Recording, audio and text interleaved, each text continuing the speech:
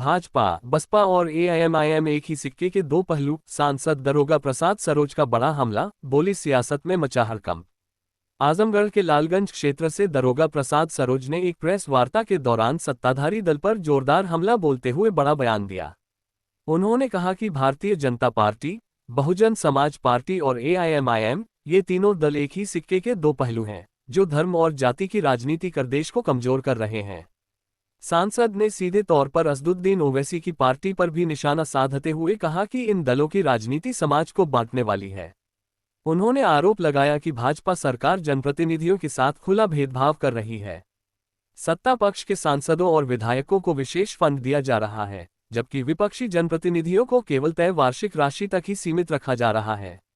सांसद दरोगा प्रसाद सरोज ने कहा कि सरकार की इस दोहरी नीति से विपक्ष के जनप्रतिनिधि खुद को ठगा हुआ महसूस कर रहे हैं।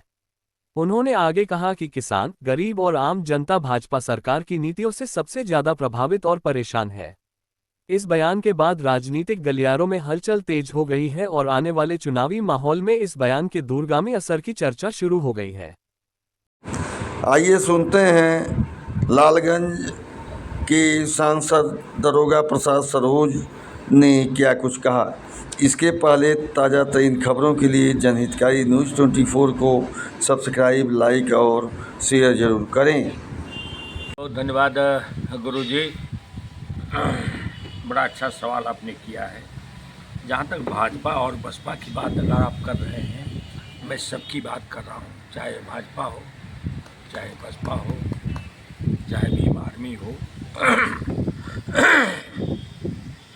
चाहे ओवैसी जी हों। ये चारों लोग जो है ये कई सिक्के के दो पहलू हैं पैसे पर। अब विकास के नाम पर कुछ है ही नहीं देश में। देश तो लूट चुका है और मैं समझता हूँ कि सदियों से ये लूटा जा रहा है। लेकिन ऐसा मुल्क है, ऐसी यहाँ की स्थिति है, ऐसे मौसम है, ऐसी प्रकृति है कि यहाँ हर चीज़ संभव। जो लोग कहते हैं स्वर्ग है हिंदुस्तान, तो वाकई में दुनिया का स्वर्ग यही है, हिंदुस्तान है। हर मौसम है, हर ऋतु में यहाँ है, बराबर है। लोग लूटते चले गए, लेकिन ये जहाँ का तहाँ वहीं का वहीं पड़ा हुआ है। और भारतीय जनता पार्टी के कथनी और करने में बड़ा अंतर है गुरुजी। कहते कुछ है, करते कुछ है। जो कहते हैं वो करते नहीं, और जो करते हैं वो कहते नहीं हैं।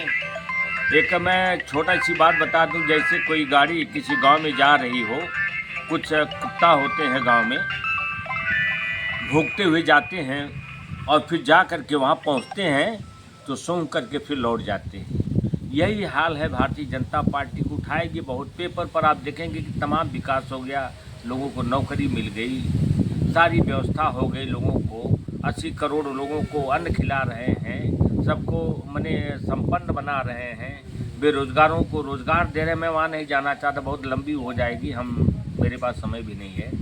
लेकिन इन सरकारों से कोई उम्मीद न करे, चाहे किसी भी जाति, धर्म, मजहब का हो। इस पार्टी से, भारतीय जनता पार्टी से अब उम्मीद करना कि लोगों को नौकरी मिल जाएगी। फॉर्म भर रहे हैं, जार एग्जाम देके निकल रहे हैं, तब पता चला पेपर लीक हो गया। सारा काम प्राइवेट सेक्टरों में जा रहा है और मन ये है कि गांव गरीब किसान जहां है वहीं पड़ा रहे, मजदूरी करता रहे, उद्योगपति बनता रहे। मनसा यही है कि अमीर अमीर होता जाए और गरीब उतना ही गरीब होता जाए। मेरी समझ में नहीं आता है कि इनसे उम्मीद करना। शिक्षा को देख लीजिए आप, शिक्षाएँ बंद हो गई। हम लोग पढ़ते थे तो प्राइमरी स्कूल में तो नारा लगता था कि बच्ची बच्चा सभी पढ़ाओ, लड़की लड़का सभी पढ़ाओ, घर घर विद्या का दीप जलाओ। दीप तो जल गया, लेकिन दीप को लोगों ने बुझा दिया कि अब कोई गरीब का बेटा पढ़ नहीं पाएगा। जब पढ़ नहीं पाएगा, एकदम मसूलनी की तर्ज पर ये देश चल रहा है। किसने इनको बता दिया, आदरणीय मोदी जी को, प्रधानमंत्री जी को, यहाँ के लोगों को निरक्षर कर दो, सैकड़ों साल तक आप सियासत करोगे, राज करोगे। तो अब निरक्षर बनाने की योजना ये चल रही है और कुछ मतलब है नहीं।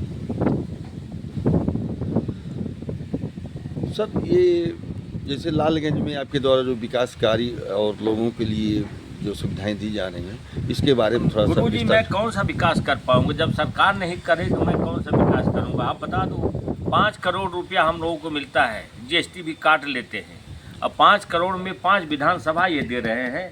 बता दो ये तो नमक भी नहीं है, मैं कौन सा विकास करूँगा 5 करोड़ रुपया में। और इसी जगह आप देख लीजिए दोहरी नीति है इनकी पॉलिसी कि अपने विधायकों को 5-5 करोड़ रुपया त्वरित योजना का ये दे रहे हैं, और हमारे समाजवादी पार्टी का विधायक अगर है तो उसको 1 करोड़ रुपया मिल रहा है। हम एमपी हैं, हमको 1 करोड़ रुपये मिल रहा है, 20 लाख रुपया हिस्सा आ गया, कौन सा काम करेंगे। अगर मैं मना दूं कि 500 मीटर 1 किलोमीटर अगर मैं दे दूं सड़क, या 500 मीटर मैं दे दूं तो नहीं आ पाएगा। 100-200 मीटर देने में वो 20 लाख रुपया ख़त्म हो गया। 1 करोड़ रुपया क्या है, तमाम ट्रांसफार्मर चल रहे हैं, लाइन चल रही है, नाली है, नापदान है, सड़क है, गांव को जोड़ना, जो भी काम हुआ समाजवादी पार्टी में, मैं तो कहता नहीं लेकिन अब कहूँगा ये कि जो समाजवादी पार्टी से लोगों ने उम्मीद किया था उससे बढ़ करके आदरणीय मुलायम सिंह यादव, आदरणीय हमारे राष्ट्रीय अध्यक्ष माननीय अखिलेश यादव जी ने वह काम करके दिखाया, वो सामने दिखाई दे रहा है।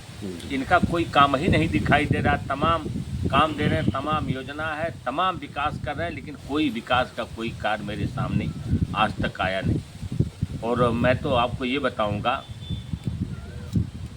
कि केवल 4 लोग हिंदुस्तान में इस देश को चला रहे हैं, चाहे वो अदानी हो, अंबानी हो, मोदी जी हों, अमित शाह जी हों, यही लोग चला रहे हैं। अधिकारियों को कोई मतलब नहीं, अधिकारी भी मनमाना भ्रष्टाचार है, मनमाना लूट मची हुई है हर विभाग में।